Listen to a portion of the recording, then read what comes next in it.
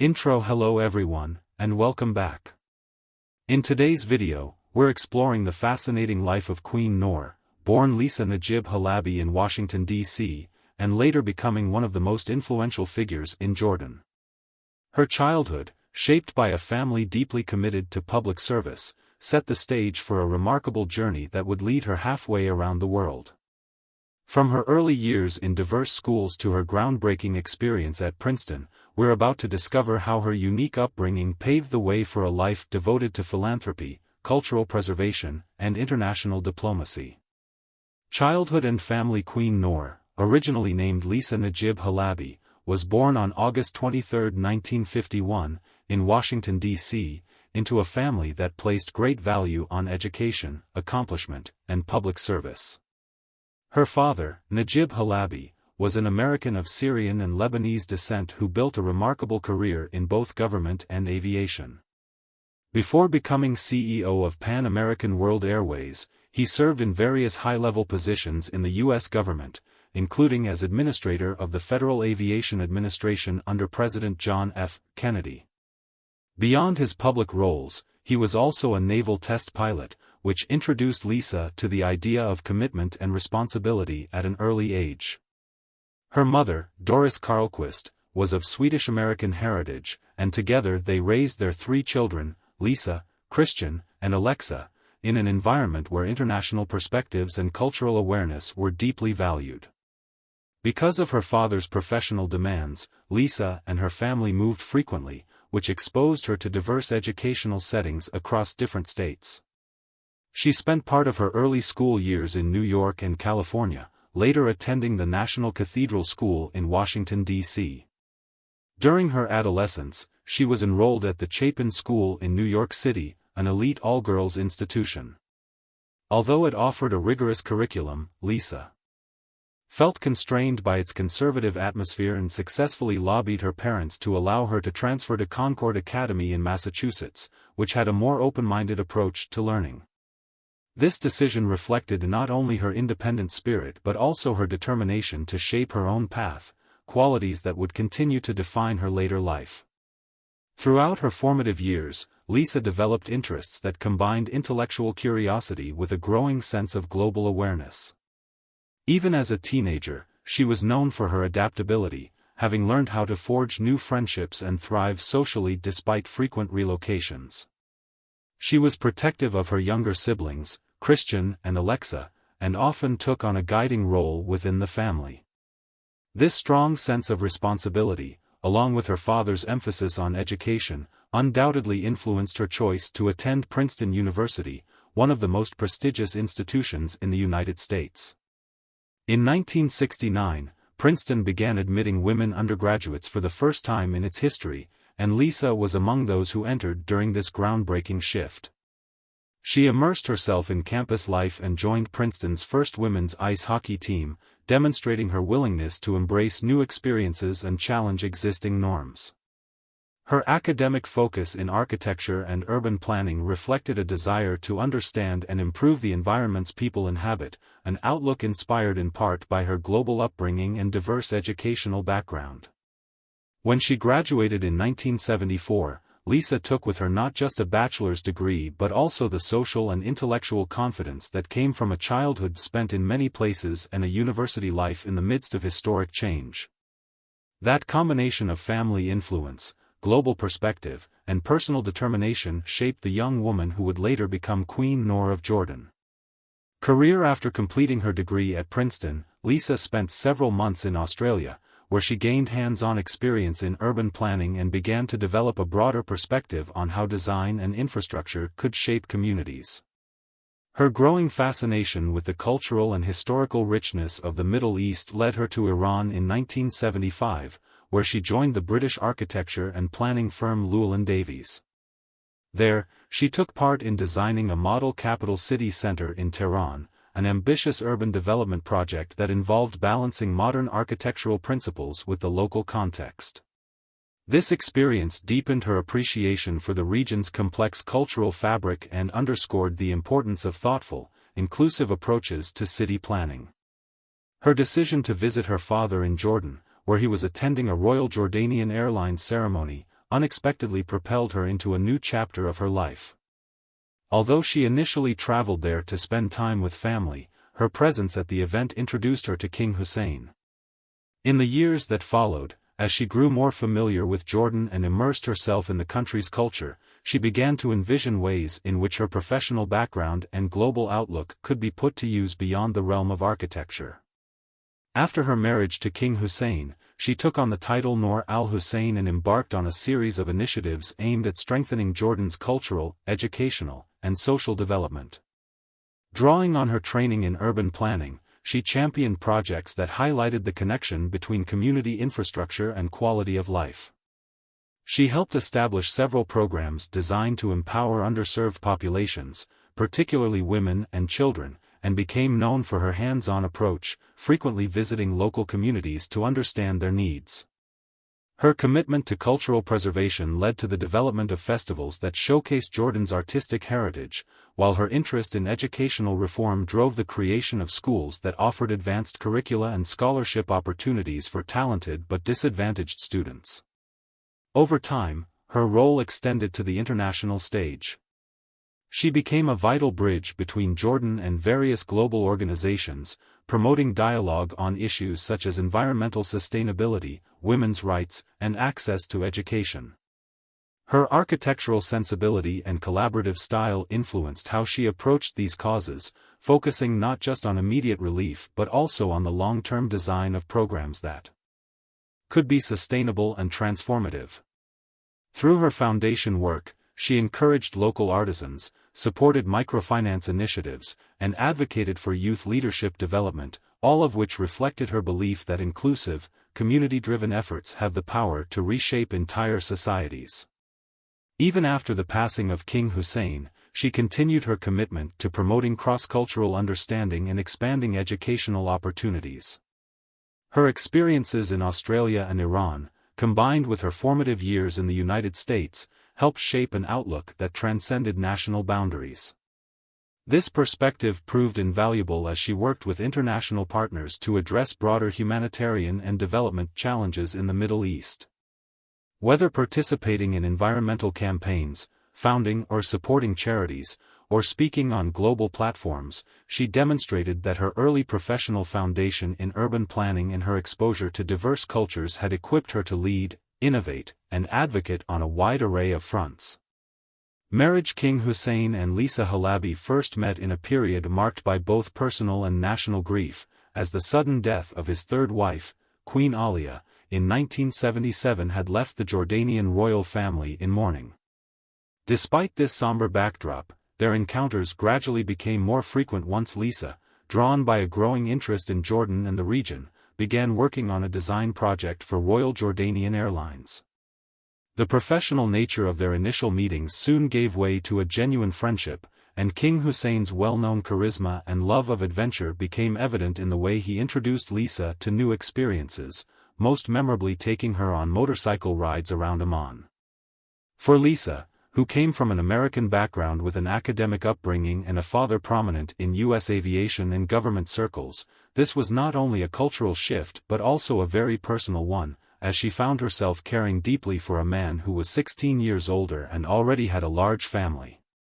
Her hesitation about marriage reflected the weight of these considerations. She understood that joining a royal household in a Middle Eastern country, especially as the fourth wife of a widely respected monarch, would draw intense public attention and require significant adjustments in her personal life, beliefs, and day-to-day responsibilities.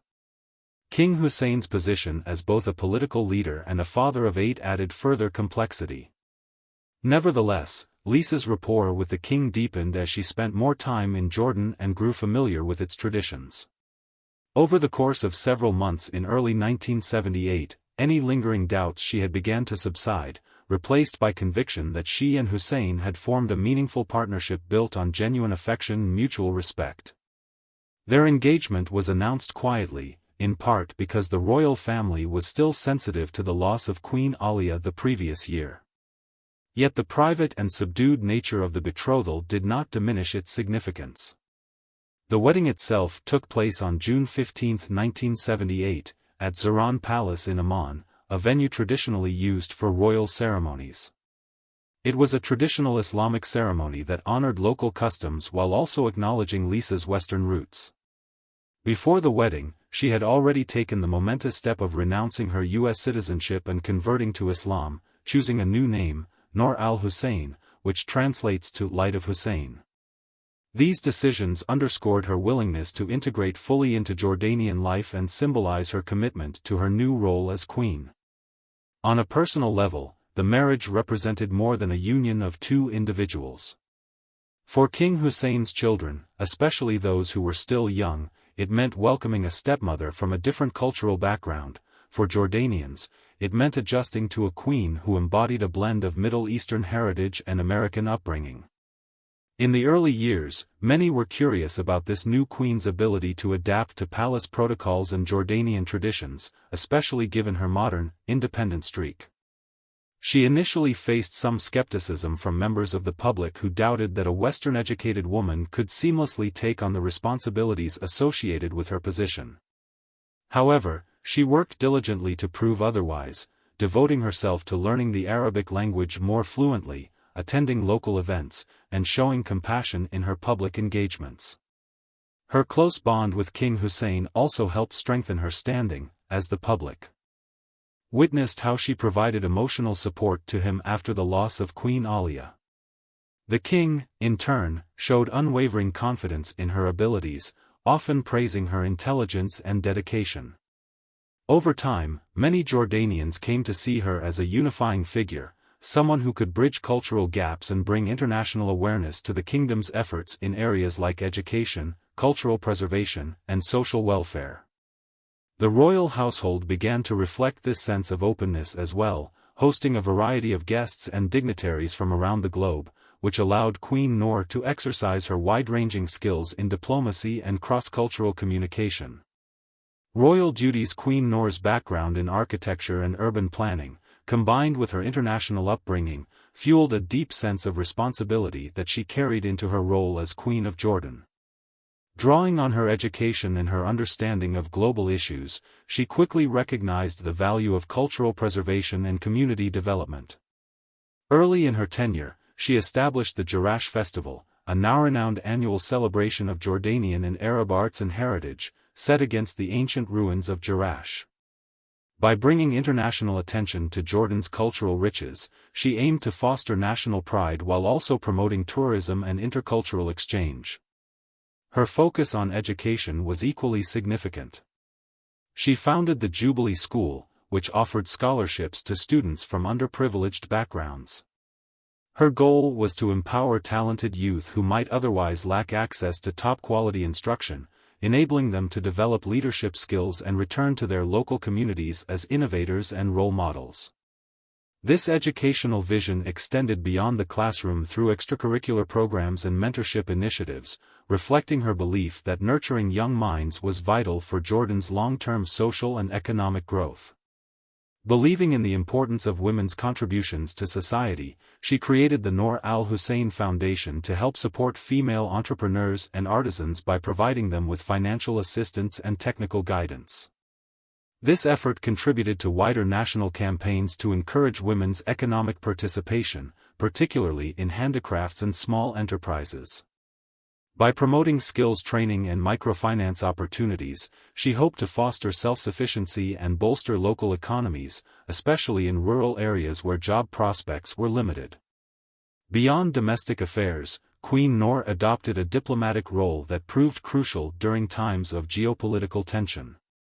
During the 1990 Gulf War, as Jordan navigated a complex position in the regional crisis, she worked to clarify her husband's stance to the international community, particularly in the United States. Although King Hussein did not condone the invasion of Kuwait by Saddam Hussein, his reluctance to join a coalition against Iraq drew criticism from some Western allies. Queen Noor used her American background, fluency in English, and extensive personal contacts to help explain Jordan's humanitarian concerns and diplomatic priorities to policymakers and the media. Her efforts added a nuanced perspective to public discourse, emphasizing Jordan's focus on stability and the potential humanitarian fallout of widespread conflict. Over time, her role expanded even further. She represented Jordan at global conferences, advocated for environmentally sustainable development, and championed disarmament initiatives. She became an advocate for cross-cultural dialogue, frequently meeting with international organizations and heads of state to address issues ranging from regional conflicts to poverty alleviation. Through these high-level engagements, she sought to highlight Jordan's importance as a bridge between different cultures and political spheres, all the while underscoring her conviction that education, women's empowerment, and cultural pride were key components of lasting peace and prosperity. In each of these endeavors, Queen Noor blended a diplomat's grasp of international relations with a grassroots-level commitment to Jordan's diverse communities. She often visited remote villages and met with local leaders to learn firsthand about the challenges people faced, whether it involved agricultural development or access to clean water. By linking her public work to the concrete realities of everyday life, she earned respect for her practical approach, and this helped ensure the longevity of many of the programs she introduced or supported. Through her enduring dedication, she emerged as a transformative figure in the region's philanthropic and cultural landscapes, leaving a legacy that continues to influence discussions on education, gender equality, and global. Although King Hussein did not condone the invasion of Kuwait by Saddam Hussein, his reluctance to join a coalition against Iraq drew criticism from some Western allies. Queen Noor used her American background, fluency in English, and extensive personal contacts to help explain Jordan's humanitarian concerns and diplomatic priorities to policymakers and the media. Her efforts added a nuanced perspective to public discourse, emphasizing Jordan's focus on stability and the potential humanitarian fallout of widespread conflict. Over time, her role expanded even further. She represented Jordan at global conferences, advocated for environmentally sustainable development, and championed disarmament initiatives. She became an advocate for cross-cultural dialogue, frequently meeting with international organizations and heads of state to address issues ranging from regional conflicts to poverty alleviation. Through these high-level engagements, she sought to highlight Jordan's importance as a bridge between different cultures and political spheres, all the while underscoring her conviction that education, women's empowerment, and cultural pride were key components of lasting peace and prosperity. In each of these endeavors, Queen Noor blended a diplomat's grasp of international relations with a grassroots-level commitment to Jordan's diverse communities. She often visited remote villages and met with local leaders to learn firsthand about the challenges people faced, whether it involved agricultural development or access to clean water. By linking her public work to the concrete realities of everyday life, she earned respect for her practical approach, and this helped ensure the longevity of many of the programs she introduced or supported. Through her enduring dedication, she emerged as a transformative figure in the region's philanthropic and cultural landscapes, leaving a legacy that continues to influence discussions on education, gender equality, and global cooperation. Scandal. In late 1991, as King Hussein was navigating Jordan's role in a region already fraught with tensions, rumors began circulating that he had developed a romantic interest in a Palestinian journalist. Although nothing was officially confirmed, the story gained enough traction to cause significant strain within the royal household. Queen Noor, already sensitive to the challenges of being a foreign-born queen and mindful of the delicate balance within the family, was reportedly distressed by the gossip and left the palace for a period. Even close observers found it difficult to separate fact from rumor, and while Jordan's media outlets tended to avoid explicit commentary on the private lives of the royals, whispers of an impending marital rift spread quickly among members of the international press. Some contemporaries noted that the perceived crisis highlighted the intense public scrutiny Queen Noor faced as a Western-educated consort in the Middle East. Speculation about her feelings and reactions often ran unchecked, reflecting both the international fascination with Jordan's royal family and the limited information offered by official channels. Yet for all the rumor and conjecture, the couple's situation changed dramatically in 1992 when King Hussein was diagnosed with cancer. Confronted with the reality of a serious illness, Queen Noor set aside any lingering upset and returned to support her husband throughout his treatment, traveling with him to medical facilities abroad and maintaining a vigilant presence at his side. King Hussein's death in the summer of 1998, not long after she and King Hussein marked their 20th wedding anniversary, Queen Noor found herself confronting a difficult new reality when the king was diagnosed with non-Hodgkin's lymphoma. Although the public announcement was met with concern and sympathy both within Jordan and abroad, it was Queen Noor who bore the weight of managing the complex mix of emotional upheaval, family responsibilities, and public expectations. She accompanied her husband to the United States, where he underwent months of intensive chemotherapy at the Mayo Clinic in Rochester, Minnesota. During this time, she made it her priority to remain by his side, offering him both comfort and practical support. Members of the Jordanian royal household later spoke of her tireless vigil, noting how her presence seemed to boost King Hussein's morale, even as he endured the exhausting side effects of his treatment. As the year drew to a close, King Hussein's condition initially showed signs of improvement, giving many within the kingdom hope that he would recover. However, the stability of the royal court was upended on January 24, 1999, when the king, sensing his health might fail again, decided to remove his brother, Prince Hassan, from the line of succession. In Prince Hassan's place, he appointed his eldest son, Prince Abdullah, born from his second marriage, to be the new crown prince. That abrupt shift caused a stir within Jordan and across the international community, as it reshaped the balance of power within the Hashemite royal family. Queen Noor, focused on supporting her ailing husband, found herself navigating a delicate family situation. She had long been involved in public life and national affairs, but this announcement transformed the political landscape in ways that inevitably affected her own role and future. Within days of appointing Prince Abdullah, King Hussein's health took a drastic turn for the worse. He was flown back to the Mayo Clinic, yet the treatments no longer produced the desired results, and his condition deteriorated rapidly. Throughout this final ordeal, Queen Noor remained resolute at his bedside, sleeping in a nearby room and ensuring that his medical needs were addressed as promptly as possible. Her closeness to the king during those critical days became a poignant symbol of her devotion, one that was widely covered by both Jordanian and international media. Despite the emotional strain, she also worked to keep the royal household functioning, receiving updates from physicians and relaying news to worried family members and officials. When King Hussein passed away on February 7, 1999, her grief was shared by millions of Jordanians who had long admired his leadership. Determined to honor her husband and break with outdated customs, Queen Noor chose to attend the funeral in person, a decision that defied tradition for royal wives in the region. Many observers saw this as a powerful gesture, revealing not only her profound personal loss but also her intention to stand alongside the Jordanian people in their mourning. The sight of her praying at a short distance from her husband's burial and meeting with citizens who had gathered in Amman helped cement her legacy as a queen deeply tied to the country's heart and history. Even as the title of queen soon passed to Abdullah's wife, Rania, Queen Noor's presence at the funeral marked a defining moment, one that underscored her steadfast partnership with King Hussein and her enduring commitment to the nation he loved. Other relationships and royal conflicts. After King Hussein's passing, Queen Noor tried to maintain a role in Jordan's public life by continuing her charitable and humanitarian work, but her influence within the royal court gradually waned.